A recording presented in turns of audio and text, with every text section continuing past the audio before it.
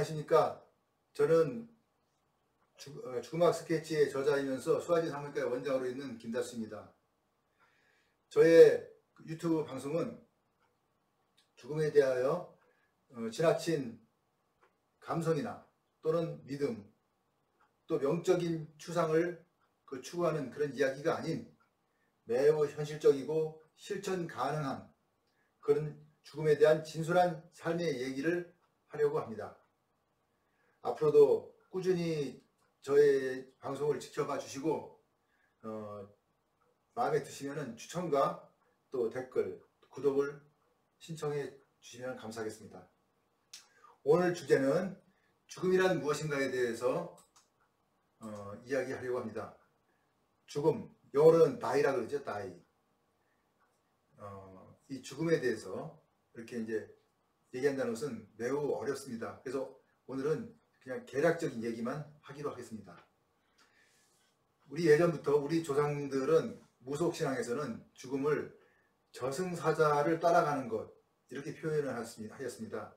이 이야기는 죽음을 이승에서 저승으로 이렇게 간다. 하나의 선상에 있을 때 이승에서 저승으로 가는데 어느 순간에 죽음이라는 것을 통해서 이승과 저승을 나눈다 이렇게 생각하였습니다. 그렇지만 저도 자연과학자이고 또 의학을 하는 사람으로서 생물학적으로 죽음에 대해서 좀 생각해 보면은 한 생명체의 그 모든 기능이 완전히 정지되어 신체적 또는 정신적인 기능이 그러니까 원형으로 회복될 수 없는 상태, 이런 것을 죽음이라고 표현하지 않을까 생각합니다. 즉, 한 번 망가진 것이 다시 돌아오지 않는 상태.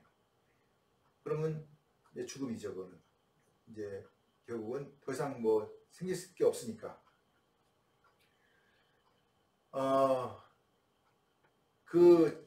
이런 죽음에 대한 전제에는 항상 따라가는 게 삶이란 무엇인가, 이에 대한 생각을 해야 한다고 봅니다.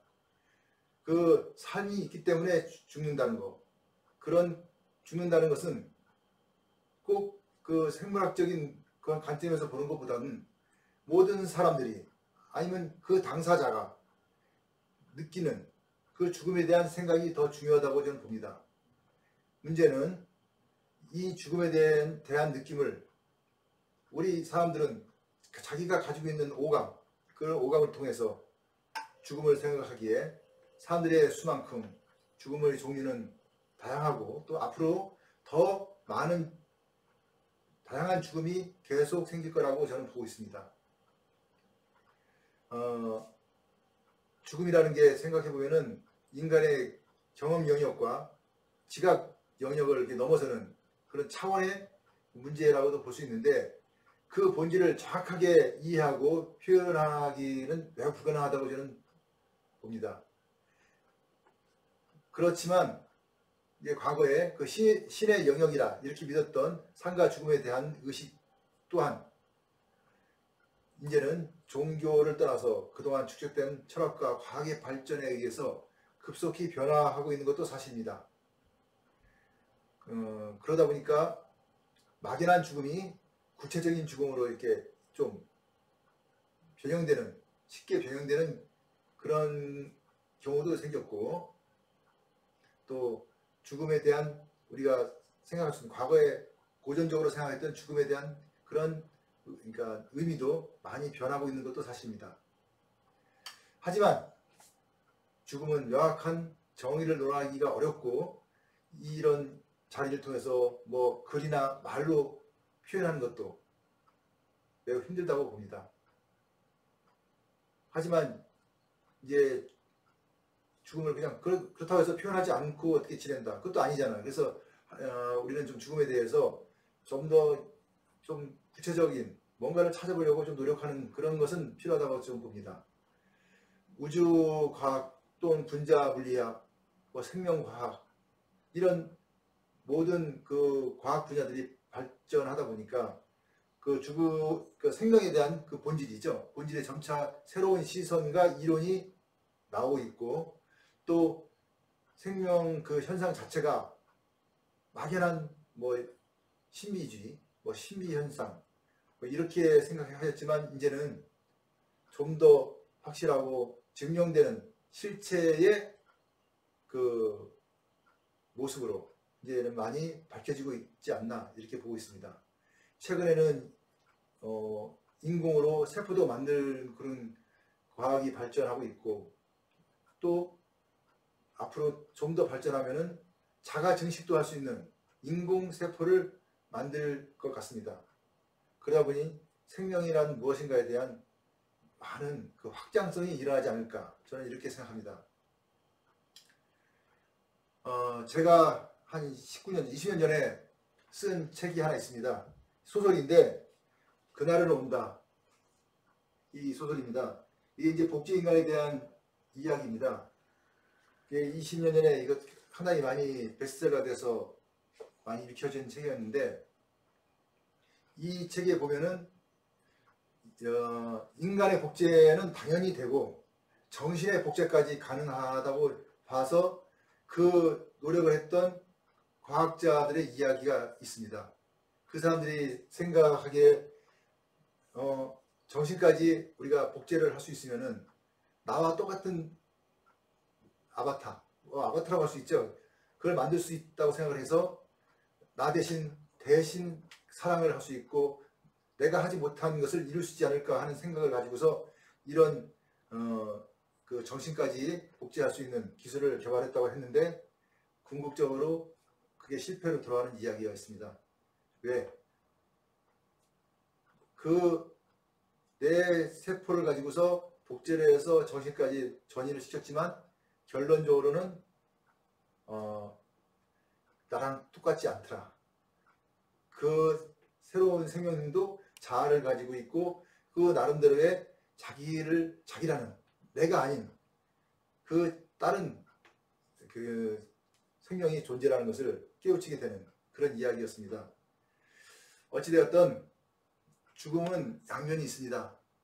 죽음과 삶, 자신과 타인의 죽음, 또는 빠른 죽음과 늦은 죽음, 또 멋있는 죽음도 있고 또 참 비참한 죽음도 있죠. 그리고 이제 의로운 죽음도 있었고 또 어떤 건 불운한 죽음도 있고 명예로운 죽음도 있고 아주 매우 굴욕적인 죽음도 있습니다.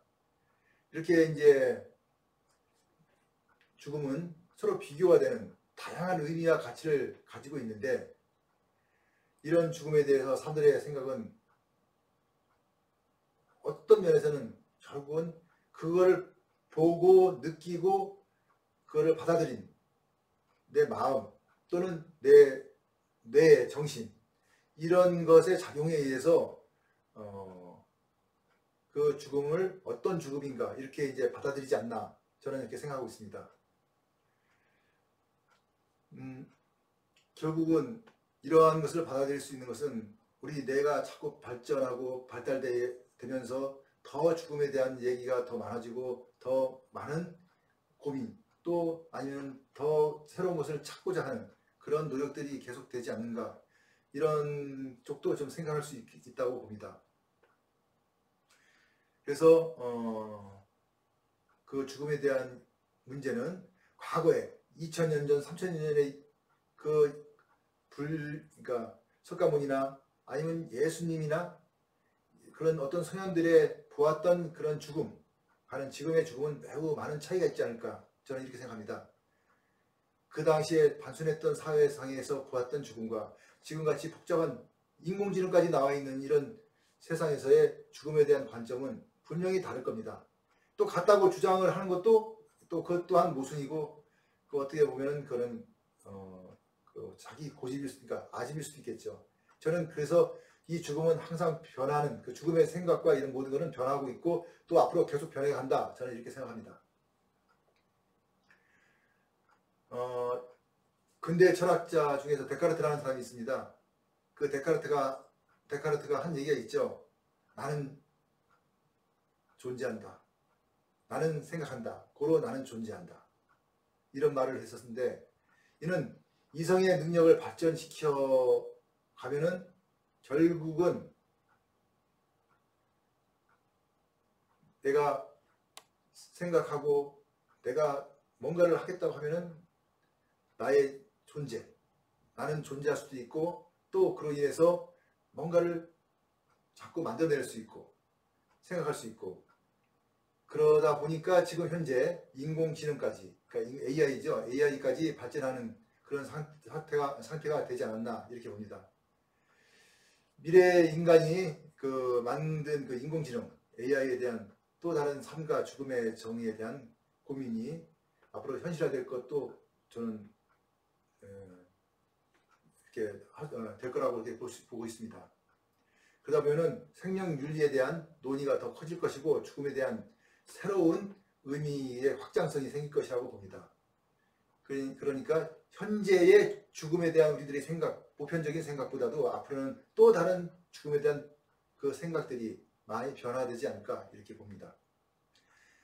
그러니 죽음이라는 것도 우주, 이게 우리는 자연계죠. 우주라는 자연계, 뭐 어차피 굉장히 큰 범위죠. 뭐 무한이라고 할 수도 있고 이런 자연계에서 계속 진화하는 과정의 한 축이 되는 것이고 이 죽음은 이제 우리가 말하는 다양한 생각을 다 가지고 수 있는 그러한 하나의 커다란 용광로와 같은 그런 용광로나 광장 같은 그런 개념으로 저는 받아들이고 싶습니다. 이번 강좌는 죽음이 이제 어떤 것인가에 대해서 간단하게 지금 이제 오리엔테이션하는 식으로 설명을 드렸는데 죽음이라는 것은 저도 모릅니다.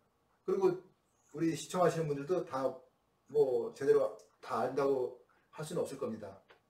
그래서 죽음은 항상 진행형의 하나의 현상이다. 저는 이렇게 얘기하고 싶습니다. 오늘 죽음학 강좌 하는 이것으로 마치고 앞으로도 그 멋진 삶과 아름다운 죽음에 대한 이야기를 계속 이어나갈 것이니 많은 구독 부탁드리겠습니다. 감사합니다.